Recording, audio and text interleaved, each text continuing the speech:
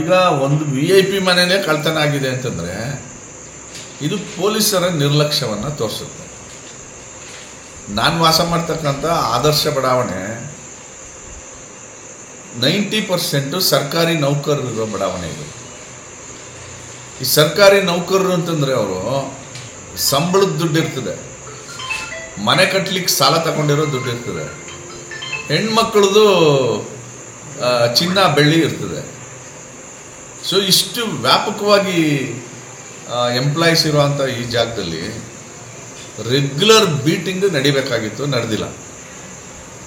ಸುಮಾರು 1 ವರ್ಷದಿಂದ ನನ್ನ ಮನೆಗೆ ಇದೇ ಥರ ಒಳಗಡೆ ಬಂದು ಓಡೋಗಿದ್ದಾರೆ.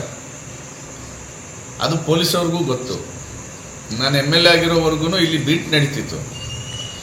ಈಗ ಬೀಟ್ ನಿಲ್ಲಿಸಿದ್ದಾರೆ, ಅದನ್ನು ಕಳ್ಳರು ವಾಚ್ ಮಾಡಿದ್ದಾರೆ. ವಾಚ್ ಮಾಡಿ ಯಾರೂ ಇಲ್ಲ ಅಂತ ಗೊತ್ತಾಗಿ ಮನೇಲಿ ಕಳ್ತನ ಮಾಡಿದ್ದಾರೆ. ನಂದು ಒಂದು 50,000 ರೂಪಾಯಿ ನನ್ನ ಅಗತ್ಯಗಳಿಗೆ ನಾನು ಇಟ್ಕೊಂಡಿದ್ದೆ.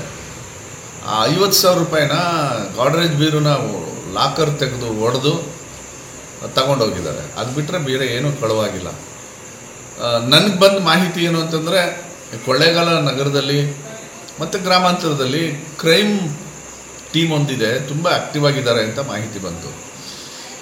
ಸೊ ಪೊಲೀಸ್ ಆಫೀಸರ್ಸು ಅವ್ರಿಗೆ ಎನ್ಕರೇಜ್ ಮಾಡಬೇಕು. ಆ ಕ್ರೈಮ್ನೆಲ್ಲ ತಡೆಯೋಂಥ ಸಾಮರ್ಥ್ಯ ಇದೆ ಅವ್ರಿಗೆ, ಭಾಳ ಸ್ಮಾರ್ಟ್ ಇದ್ದಾರೆ. ಅವ್ರಿಗೆ ಎನ್ಕರೇಜ್ ಮಾಡಿದ್ರೆ ಖಂಡಿತವಾಗ್ಲೂ ಇದನ್ನೆಲ್ಲ ತಡಿಬೋದು. ಮೋಟ್ರ್ ಬೈಕ್ಗಳು ಕಳುವಾಗ್ತಾ ಇದೆ ಅಂತ ಗೊತ್ತಾಯಿತು. ಸೊ ಇದೆಲ್ಲ ಏನು ತೋರಿಸುತ್ತೆ ಅಂತಂದರೆ ಪೊಲೀಸರ ಅಲರ್ಟ್ನೆಸ್ ಇಲ್ಲ ಅನ್ನೋದನ್ನ ತೋರಿಸುತ್ತೆ.